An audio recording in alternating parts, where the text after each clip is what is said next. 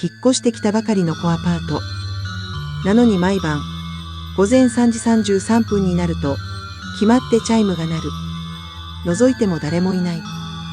防犯カメラには真っ暗な画面だけが映っていた。電源を切っても、音は止まらない。